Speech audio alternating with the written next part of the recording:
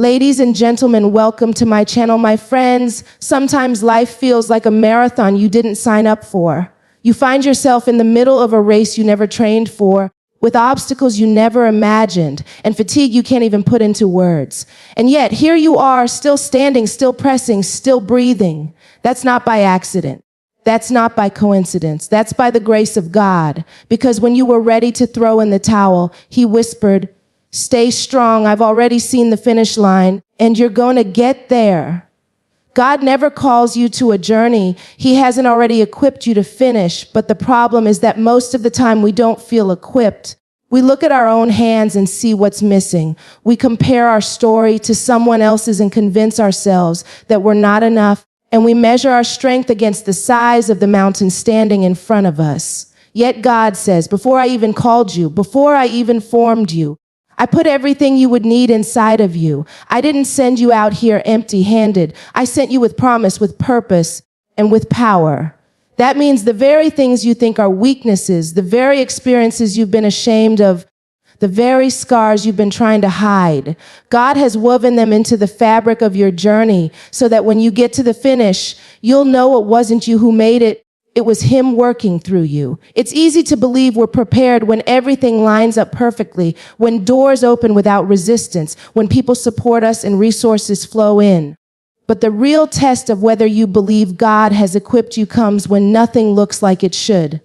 When the money runs out, when the relationship crumbles, when the opportunity dries up, do you still believe that God gave you what you need to finish? That's when you have to remind yourself, if He called me, He already factored this in. If He sent me, He already made a way for me. If He chose me, then even my insufficiency has been covered by His sufficiency. God equips in ways that don't always look glamorous. Sometimes He equips you with patience through seasons of waiting. Sometimes He equips you with resilience through heartbreak. Sometimes He equips you with humility through rejection. And sometimes He equips you with wisdom through loss.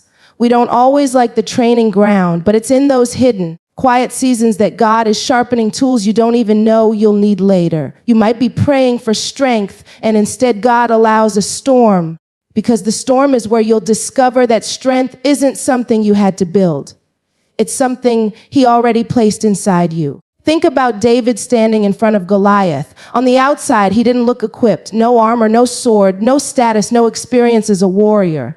But what he had was enough, because God had already trained him in the wilderness. Every lion he fought, every bear he killed, every lonely night tending sheep had equipped him for the battle he didn't even know was coming. And when he stepped on that battlefield with just a sling and a stone, he wasn't lacking. He was fully equipped. That's what it looks like when God prepares you. People may overlook you, underestimate you, dismiss you, but when God says you're equipped, no one can strip that from you. You've got to stop talking yourself out of what God has already placed inside you. How many victories have been delayed because you kept second guessing what He's already settled? How many doors have you stood outside of because you were too busy convincing yourself you didn't belong? The truth is, God doesn't wait until you feel ready. He calls you in the middle of your uncertainty, and then He proves His power through your obedience. That's why the enemy fights your confidence so hard. Because if he can convince you that you don't have what it takes, he doesn't have to stop you. You'll stop yourself. But when you wake up and realize that you've been carrying divine equipment all along, that's when you become unstoppable. Every journey has moments when quitting feels easier than continuing, when fear screams louder than faith, when the finish line feels like a dream too far to ever touch. But in those moments, you've got to dig deep and remember that God doesn't set His children up for failure. He didn't bring you this far just to watch you collapse halfway. He doesn't call you into places where His grace can't keep you. If He said go, then He already placed everything inside you that you would need to get to the there. Even your weakness is part of the equipment, because His strength is made perfect in weakness. That means you don't have to fake being strong. You just have to lean on the one who is. So don't despise your journey. Don't doubt your calling, and don't minimize what you carry. You are not unequipped. You are not unworthy, and you are not unfinished. Everything you need to reach the finish is already within you, and every step you take is revealing the equipment you didn't even know you had. Trust that God didn't make a mistake when he called you. And trust that the finish he showed you is already waiting with your name on it. Stay strong because you're already carrying victory inside you. Strength isn't about never feeling weak. It's about trusting God when you do. Somewhere along the way, we picked up this idea that strength means never crying, never doubting, never bending, never breaking. We think that if we're really strong in faith, we won't feel fear, we won't feel pain, we won't wrestle with uncertainty. But that's not real strength. That's a performance. Real strength is messy. Real strength is when your knees hit the floor in prayer, even when your heart is heavy. Real strength is when you show up to the fight with trembling hands but a determined spirit. Real strength is when your tears fall, but your faith refuses to. God never asked us to pretend to be superhuman. He already knew we were fragile. He already knew we'd get tired. He already knew there would be nights when our faith feels smaller than a mustard seed. That's why his word says, "My grace is sufficient for you, for my strength is made perfect in weakness." That means weakness isn't a disqualification, it's an invitation. It's a moment when God steps in and says, "You don't have to carry this alone. Let me show you what strength really looks like." Sometimes the bravest thing you can do is admit that you don't feel strong. Because in that moment of honesty, you stop relying on your own power and start relying on his. And that's where the breakthrough begins. We live in a world that tells us to keep it all together, to hide our struggles, to act like everything is fine when it's not. But God says, you don't have to hold it all together. I'm holding you. And that's why you can keep going even when life feels too heavy, because you're not walking by your own might. You're walking with his spirit. Think about Jesus in the Garden of Gethsemane. Even he, the Son of God, felt the weight so heavy that he prayed, "Father, if it's possible, let this cup pass from me." That was not weakness. It was humanity. And yet, in that same moment, he surrendered, "Not my will, but yours be done." That's what trusting God in weakness looks like. It's not denial of how hard it feels. It's surrender to the one who can carry what we cannot. If Jesus himself showed us that strength can coexist with tears, then surely we are allowed to bring our trembling hearts before God without shame. Weakness doesn't stop the plan of God. It reveals the power of God. Paul said, "When I am weak, then I am strong." That paradox is the essence of faith. It's in our lowest points that his light shines brightest. In our weakest moments that his strength becomes undeniable. If you never felt weak, you would never know the depth of his power. If you never felt broken, you would never see his ability to heal. If you never felt overwhelmed, you would never know how it feels to be lifted by grace. You see, strength is not about appearance. It's about endurance. Some of the strongest people don't look like warriors. They look like mothers who keep praying over their children when no one else sees. They look like men who show up to work day after day carrying silent battles in their hearts. They look like young people fighting to keep their faith alive in a world that tells them to give it up. That's strength. Not because they never felt weak, but because in their weakness, they chose to keep trusting. So stop disqualifying yourself just because you feel worn out. Stop thinking God can't use you because you're tired, anxious, or uncertain. Your weakness doesn't scare him. It draws him closer. His spirit is attracted to surrender, to honesty, to the places where you finally say, "God, I can't do this without you." That's when he shows you that strength isn't about carrying the weight alone. It's about knowing who carries you. Every time you chose to rise again after a fall, that was strength. Every time you kept walking forward with unanswered questions, that was strength. Every time you let God lead when you wanted to quit, that was strength. You may not have seen it as strength because you were too aware of your weakness, but heaven saw it. God saw it. And it's that kind of strength, the surrendered, trusting, vulnerable strength that will carry you all the way to the finish. So don't despise your weakness. Don't hide your tears. And don't mistake exhaustion for failure. The fact that you're still here means you're stronger than you think, not because you never felt weak, but because every time you did, you chose to lean on God. That's what real strength looks like. Stay strong. Because the strength you need has already been promised and it will never run out. Delays and detours are not denials, they are divine redirections. It's so easy to believe that when life slows down or when our plans fall apart, it must mean God said no. But sometimes what feels like a closed door is really just God protecting you from walking into something that would have broken you. Sometimes what looks like wasted time is actually preparation time. And sometimes the long way around is the only way that will teach you what you need to know before you step into the promise. The enemy wants you to believe that delay means denial, but God wants you to trust that delay means development. Think about how many times we've prayed for something and expected God to answer quickly. And when he didn't, disappointment crept in. We started to wonder if maybe he forgot, or if maybe our prayers didn't matter, or if maybe we weren't qualified to receive what we asked for. But the truth is, God hears every prayer and he keeps every promise, but he answers in his timing. And his timing is not about punishment, it's about alignment. It's about making sure that when the blessing arrives, you're ready to carry it. Because if you get it too soon, it could crush you. If you walk through the wrong door, it could derail you. And if you skip the detour, you might miss the very lesson that makes you strong enough to endure what's waiting at the finish. Moses thought he was ready when he killed the Egyptian and tried to step into his calling on his own terms. But God sent him into the wilderness for 40 years. That wasn't denial. That was preparation. Joseph thought the dreams God gave him would come to pass quickly, but instead he found himself betrayed, enslaved, and imprisoned. Those weren't denials. Those were detours that positioned him exactly where he needed to be so that one day he could step into his destiny and save his family. Even Jesus experienced delay, 30 years of preparation for 3 years of ministry. If the Son of God himself had to walk through seasons of waiting and hiddenness, what makes us think our delays are wasted? The problem is that we measure God's faithfulness by our timeline. We want the finish line now, but God is more concerned about who we become on the way there. Delays stretch our patience. Detours stretch our faith. And both teach us to trust that God's hand is guiding us even when we don't understand. Sometimes the long route is the safest route. Sometimes the unexpected road is the one that keeps you aligned with destiny. What you thought was rejection was actually redirection. What you thought was a step back was actually a step into the right position. There are things you prayed for years ago that you still haven't seen, and maybe you've been tempted to give up on them.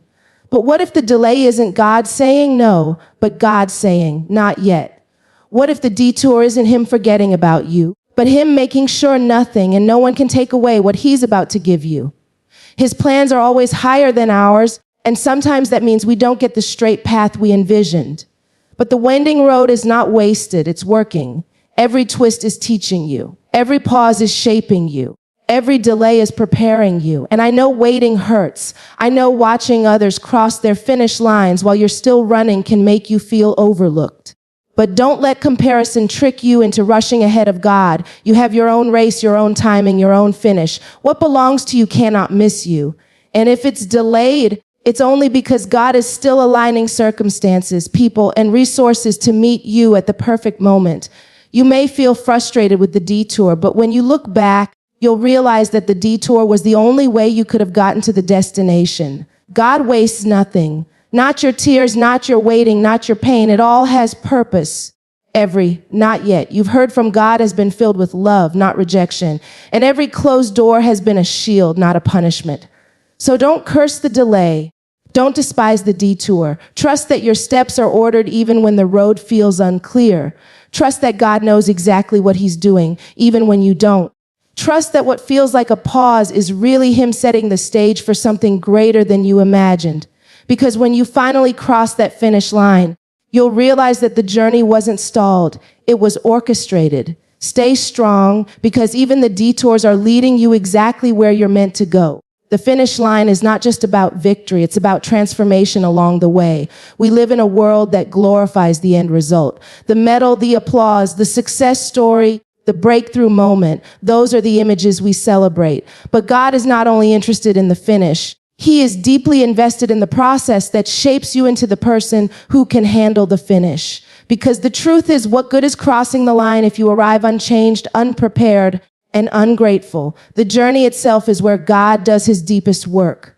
When you first start running this race, you may think the goal is just to get to the end, to finally hold in your hands what you prayed for, to finally walk into the place you dreamed of. But God is less focused on what you get and more focused on who you become on the way there. That's why the road isn't always smooth. That's why the challenges feel so personal. That's why the stretching feels so uncomfortable. He knows that every obstacle is refining you, every trial is purifying you, Every struggle is carving something out of you that comfort never could. Think about the children of Israel leaving Egypt. God could have taken them the short way to the promised land, but instead he led them through the wilderness, not because he wanted to punish them, but because he wanted to transform them. They left Egypt as slaves, but they had to be transformed into a nation that could steward freedom.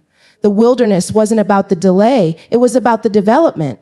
By the time they reached the finish line, they were not the same people who had walked out of bondage. That's what God is after in your life too.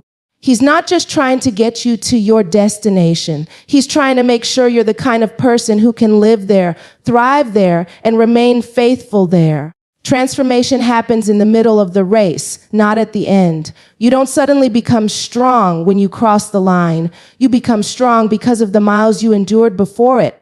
You don't suddenly gain wisdom at the victory moment. You gain wisdom because of the decisions you had to make when the road was uncertain.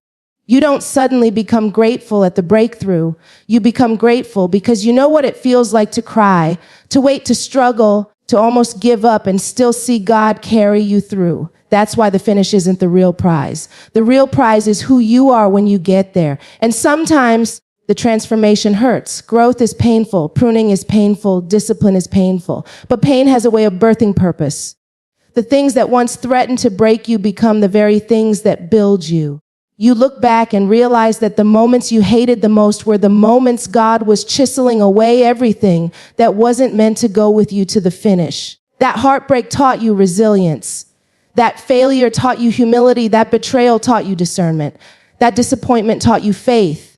None of it was wasted. It was all transformation. If you only measure success by the finish line, you'll miss the beauty of the process. You'll miss the quiet mornings when God whispered to you in your weakness. You'll miss the nights when he held you together when no one else knew you were falling apart. You'll miss the small victories that nobody applauded but heaven celebrated. Those moments matter just as much as the finish because they are the moments that made you. The world may only see the victory, but God sees the vessel. He sees the transformation in your heart, the deepened trust, the stretched faith, the renewed strength. That's why you can't compare your race to anyone else's. Their transformation doesn't look like yours, and their finish isn't your finish. God custom designed your process because he knows exactly what you need to become everything he created you to be. So when you feel weary, don't just focus on how far the finish line looks. Look at how far you've already come. Look at who you are now compared to who you were when you started. That's transformation. You may not see it every day, but heaven sees it. And that's why you can keep pressing forward, because even when the finish feels far, the transformation is already happening right now. The finish line will be sweet, but it will be sweeter because of who you've become along the way. So stay strong, because this journey is not just leading you to victory, it's shaping you into victory itself. Faith requires holding on even when the evidence looks like letting go. There will be seasons in your life when nothing around you seems to line up with what God promised. The doors stay closed, the prayers feel unanswered, the people you trusted walk away, and the vision you once held with certainty starts to look blurry in the reality of your circumstances. That's the tension where faith becomes real. It's easy to believe when everything looks possible, but true faith shows up when nothing looks possible, and you choose to believe anyway. Holding on when the evidence points in the opposite direction is not about denying reality. It's about declaring a greater reality. It's about saying, I see the facts, but I also see my God. I see the obstacles, but I also see his promises. I see the storm, but I also see the one who calms it. Faith doesn't mean you won't feel fear, doubt, or disappointment. It means those feelings don't get the final say. You hold on not because of what you see, but because of who you know. Abraham held on when God told him he would be the father of many nations, even though the evidence, his age and Sarah's barrenness, looked like letting go. Year after year passed without a child, and the promise looked more impossible than ever. But he chose to believe, and that belief made him the father of faith. Noah held on when the evidence of a flood didn't exist. He built an ark while people laughed and mocked because he trusted what God said over what he saw. And when the rain finally fell, his faith was proven true. That's what it means to hold on. The enemy will always try to use delay and disappointment as evidence against your faith. He'll whisper, if God really cared, wouldn't it have happened by now? If he really loved you, why would he let you go through this? But faith isn't built on deadlines. It's built on trust. Faith says, even if it takes longer than I expected, I'm still holding on. Even if it doesn't look like what I imagined, I'm still holding on. Even if the evidence says it's over, I'm still holding on. Sometimes holding on feels like the hardest thing in the world because your hands are tired, your heart is weary, and your hope feels fragile. But that's when faith isn't about your strength. It's about your surrender. Holding on doesn't always mean fighting with clenched fists. Sometimes it means opening your hands and saying, God, I can't do this on my own, but I trust you to do what I can't. That kind of faith moves mountains. That kind of faith shifts atmospheres. That kind of faith pleases God because it's not dependent on what you see. It's anchored in who he is. When the evidence tells you to let go, remind yourself of what God has already done. Remember the prayers he's already answered, the doors he's already opened, the times he's already carried you when you thought you couldn't go on. Evidence isn't always visible in the present. It's often hidden in your past victories. And if he was faithful before, he will be faithful again. There will also be moments when holding on means standing alone. When people don't understand why you keep believing, when they tell you to move on, when they can't see the vision God placed inside of you, that's when faith has to be personal. You can't rely on their evidence. You have to hold on to your revelation. Because God didn't give them the promise, he gave it to you. And if he gave it to you, he will bring it to pass in his time. Faith is not proven in comfort. It's proven in contradiction. When what God said and what you see don't match, that's when faith is tested. And the test isn't to break you, it's to build you. Every time you choose to keep believing in the middle of contradiction, your faith grows stronger. Every time you hold on in the dark, your faith becomes unshakable. By the time you reach the finish line, you'll realize that the evidence was never meant to sustain you. Your faith was. So don't let go just because it looks impossible. Don't let go just because it feels delayed. Don't let go just because the evidence doesn't agree. The evidence will change, but God's word never will. Hold on to his promise. Hold on to his character. Hold on to his hand. Stay strong because faith that holds on in the dark will always see the light. God's hand will always meet you where your strength runs out. We try so hard to carry everything on our own, to keep pressing when we're tired, to keep smiling when we're breaking, to keep pushing when our hearts are weary. But the truth is our strength was never designed to be enough. At some point, your willpower will run dry, your energy will fade, and your hands will feel too heavy to lift. And it's in that very moment, right where your strength ends, that God's hand shows up. Not a moment too soon, not a moment too late, right on time. We don't like reaching the end of ourselves because it feels like failure. We've been taught that weakness means we're not strong enough, not faithful enough, not capable enough. But God never called us to be self-sufficient. He called us to be dependent on him. If you never came to the end of yourself, you'd never know the depth of his power. If you never hit that breaking point, you'd never discover that his hand has been underneath you all along, ready to carry what you could not. Think about Peter walking on water. He stepped out with boldness, eyes locked on Jesus, and for a moment he did the impossible.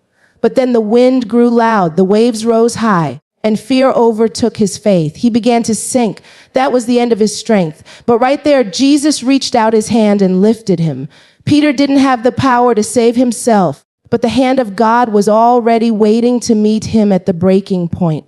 That's what he does for us. When you've prayed all you can pray, cried all you can cry, fought all you can fight, and you're sinking under the weight of it all, his hand is there steady and sure. God's hand doesn't just pull you out. It holds you up. It guides, protects, and sustains. Sometimes you don't even realize how many times his hand has caught you from falling further, how many times his hand has blocked what the enemy sent your way, how many times his hand has opened doors you didn't have the strength to push through. His hand is not distant, it's near, not passive, but active, not conditional, but constant. And maybe right now you're standing in a season where your strength feels gone. You wake up tired, you go to bed drained, and in between you're wondering how much longer you can keep this up. I want you to hear this. God's hand has already gone ahead of you. He knows exactly where you'll stumble, exactly where you'll run out of strength, and he's already positioned himself there. You won't fall too far, you won't sink too deep, and you won't break beyond repair, because his hand will always catch you. Sometimes his hand looks like peace you can't explain. Sometimes it looks like a friend who calls right when you're at your lowest. Sometimes it looks like provision showing up when you thought there was no way. And sometimes it looks like grace giving you the strength to take one more step when you swore you had nothing left. That's his hand, always present, always working, always enough. The finish line is not about you proving how strong you are. It's about you proving how faithful God is. If you could do it all on your own, there'd be no need for his hand. But when you cross that line and you look back at all the places you almost gave up, you'll realize it was his hand that carried you the whole way. That's why you can't quit now. Because even if your strength is gone, his strength is not. Even if your hands are trembling, his are steady. Even if your heart is weary, his is strong. You don't have to hold everything together. You don't have to pretend you've got it all figured out. You don't have to fake being strong. All you have to do is lift your eyes and remember that where your strength ends, his begins. And his hand will never fail you, never drop you, never leave you. Stay strong, because the hand of God is carrying you all the way to the finish. Thank you, everyone.